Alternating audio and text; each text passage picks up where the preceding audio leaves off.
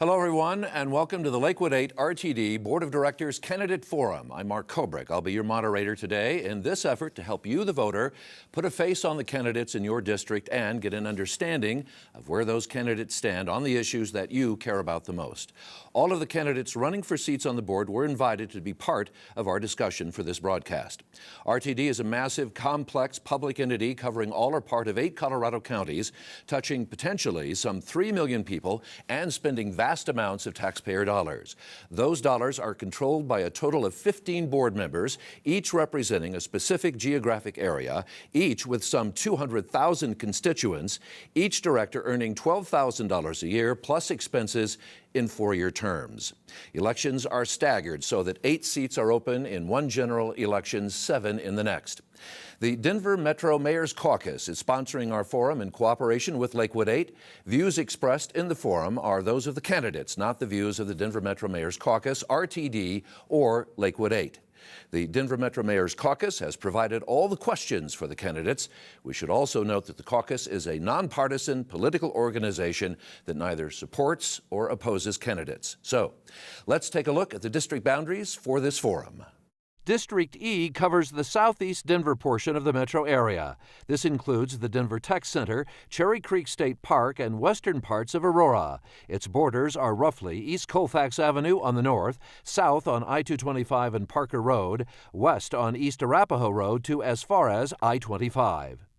We will now hear from the candidate representing RTD District E. The incumbent board member is Dr. Claudia Folska. She was elected to the board in 2012. Claudia began to go blind at the age of 5, but she refused to accept her visual impairment as an impasse. She now holds a dual PhD in architecture and design and cognitive science. She is passionate about public transportation, and both she and her teenage daughter, who is an adult now, by the way, relied on transportation for their primary transportation, and Claudia, by the way, still does. Her challenger is J.M. Fay, who is not with us today. Claudia will now be given 2 minutes to speak for an opening statement and 1 minute at the end of our broadcast for a closing comment. And after opening statement, I'll ask as many questions as time permits of Claudia, and she will have the chance to respond with a 2-minute limit per response. And we've agreed to be informal, so she's allowing me to use her first name. Claudia, thank you very much for being here today. Well, thank you, Mark. And I'd like to really start by thanking you and the Metro Mayors Caucus, Transit Alliance, and all the other organizations who care enough about the Regional Transportation District to put this on for all the people in the Regional Transportation District so that they can have a look at the candidates and really get to know who is representing your interest on the Board of Directors for RTD. And in that same vein, I think it's really important to know that RTD is one of 3 transit agencies in America with an elected board of directors. And so that makes this transit agency unique and really the most prestigious transportation agency in America.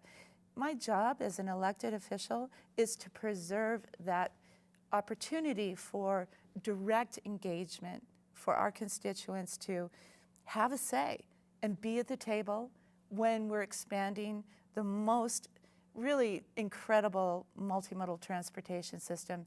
And again, really in America ever. The largest investment in public transportation is being made right now, right today. And as you know, we've opened 3 lines this year, and we have 2 more to open by the end of 2016.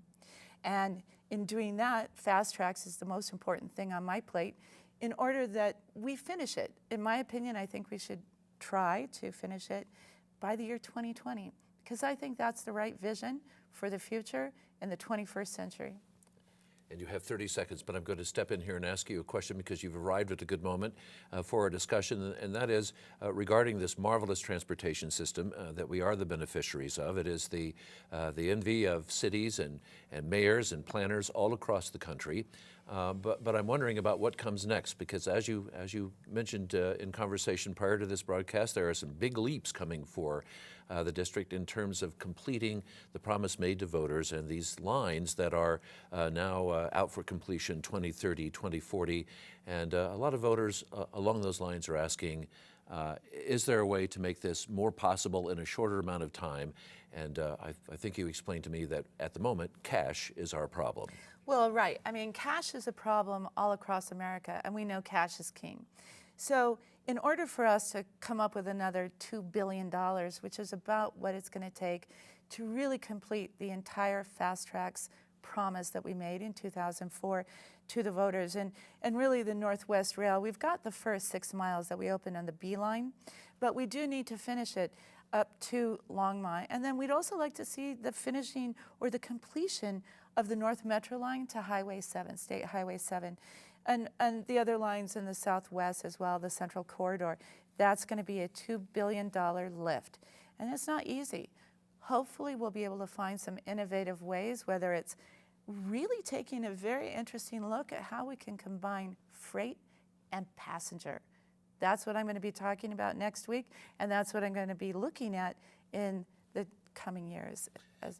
Let me ask you about freight and passenger, because I know that's created some hurdles already in construction of the current line.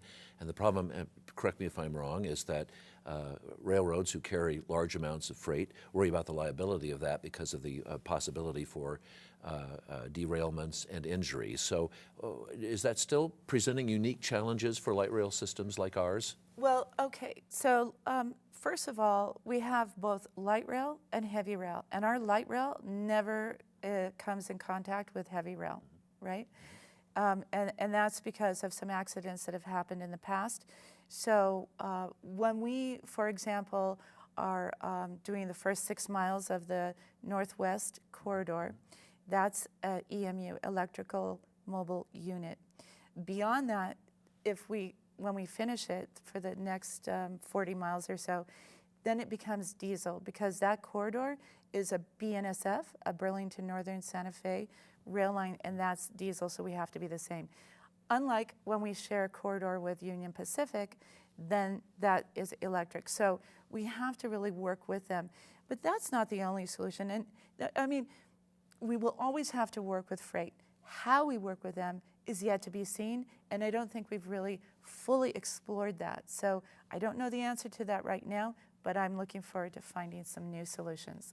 Claudia, you know, a lot of voters in your district and along the light rail and heavy rail lines are worried that with cost and where they are and money where it is not, that in fact their train line could become a bus line. Are you worried that that's a possibility for further expansions?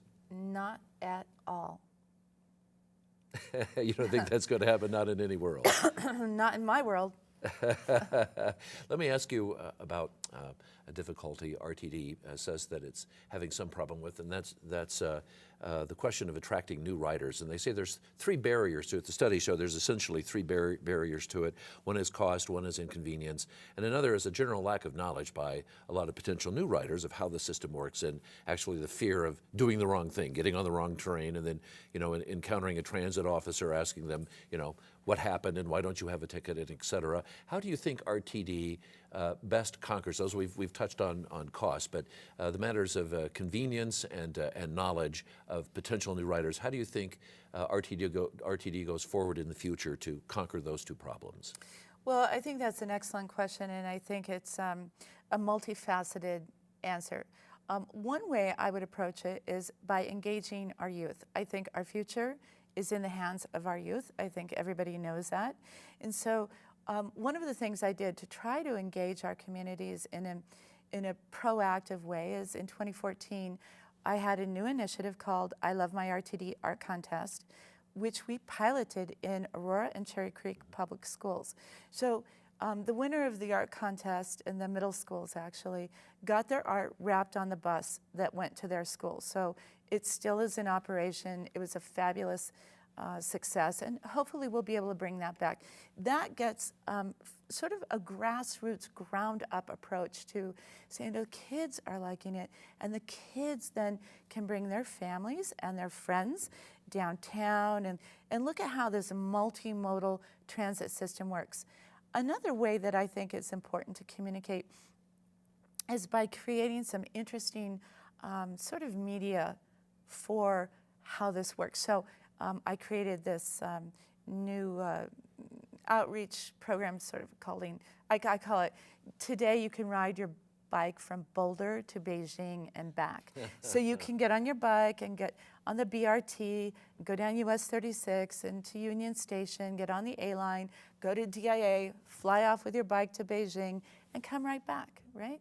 So there are those kinds of different things. But I have to say, you know, I moved to Denver in 2000 from Southern California as a single mom with a 3-year-old daughter. And when I got here, I thought I wanted to go get this PhD, right? And I found out that I had to get to Boulder. I hadn't been to Boulder. And I was pretty upset when I found out that, oh, Boulder is 60 miles away and you're not going to take a taxi. And so it really is incumbent upon the citizen to say, okay, I'm going to call RTD. They helped me. We go out of our way to help people learn how to use the system. And I think if I can use it, anybody can use it. There you are. I know you're a big adapter of technology. You're an early adapter. You use a lot of technology given your disability. And I'm wondering about RTD going forward. Technology is driving a lot of new mobility, and technology, of course, always changing almost on a daily basis now, there, especially in the digital space. I'm wondering, as an RTD board member, do you champion the use of more technology for our system, or do you think maybe we've overreached now and that might be scaring a lot of people away? No, I think that technology is the way of the future, and it's going to help us provide the most efficient and affordable transportation system that is really, RTD is an option. It's a mobility option for people. Sometimes it's going to be effective, sometimes it's not. I will tell you, we are the #1 transit agency in America, and we provide excellent service to people, whether they're low income, people with disabilities, or even if they're coming here for a convention. It is a wonderful system that needs to be built out and completed, but the more technology we have, like Transit Watch or the different apps to find out what's going on, or different wayfinding things that you can put on your telephone. I have a dumb phone, so I don't use it, but we have every way in the world that you can interface and communicate with RTD, and our people, they work very hard and they're incredibly responsive to all of the members of our community.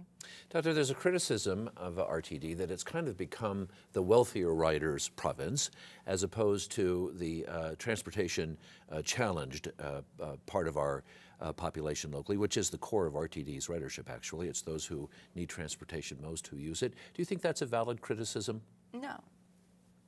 Don't agree at all. I don't, and I can elaborate on that. And as a matter of fact, you know, the free parking that we provide to people are people who can afford to drive cars, right? So I would even argue that the transit dependent and the people who have economic challenges are subsidizing the wealthy people and their ability to drive to the park and ride and park their Lexus over there at, you know, wherever they might be doing it. You know, we have an excellent program for low-income people. People with disabilities, Access-A-Ride, they ride the system free. Our enlisted people, our active service folks, they ride for free. And we do everything we can to make it possible for people who are challenged to be able to do it. But we also have to pay the bills. And, you know, there's always the operation and maintenance of $5.5 billion of new transportation investment that's opening up this year. Our questions for our forum are provided by the Denver Metro Mayors Caucus, and they're asking the question, as a RTD candidate, a board candidate, what is your understanding of what role RTD should play in addressing first and last mile connections to transit service? And I know there's been a lot of discussion here recently of the Centennial Project that's been widely successful. I love that question, and I just came back last night from the American Public Transit Association annual conference in Los Angeles, where, you know, our Phil Washington, our last executive director, general manager, then moved over there to do a bigger lift in LA Metro. You know what? RTD is not the solution for everybody. I mean, in the sense that we should not be asked, I really believe this, to solve everybody's problem all of the time. We provide affordable transportation to 3 million people in Colorado. And what we do really well with the Metro Mayors, actually, and I think it's one of a feather in our cap, and the Metro Mayors Caucus, as a matter of fact, is we interface with those jurisdictions and that together provide the last mile solution. It's not up to RTD alone to find that solution. It's a partnership. And that's why we've been able to be so successful. You know, I was having dinner with Mayor Jimenez from Miami, and he said to me, "Hey, Claudia, how did you guys do it?" And I said, "Hey, it's real simple. All you need to do is get your elected officials from your local, state, and federal levels, along with all your stakeholders and your citizens, to believe in one idea and sustain it for a couple of decades." And that's what we've been able to do. Time for your closing statement now, Claudia, if you would. You have 1 minute for a closing statement. Well, thanks, Mark. Again, it has been a privilege to be here with you. I've admired your work, and I'm honored, really honored to represent District E. I love my job, and you know, it's going to take a lot of big, bold ideas moving forward to finish Fast Tracks by 2020, and I'm dedicated to doing it through a creative, collaborative, and communicative way with our stakeholders and the great state of Colorado. All right. Thank you. RTD Board candidate, Dr. Claudia Folska, thank you very much for being our guest. Thank you, Claudia. Thank you. Election Day is Tuesday, November 8th. Ballots will be mailed to all active voters in Colorado on the 17th of October.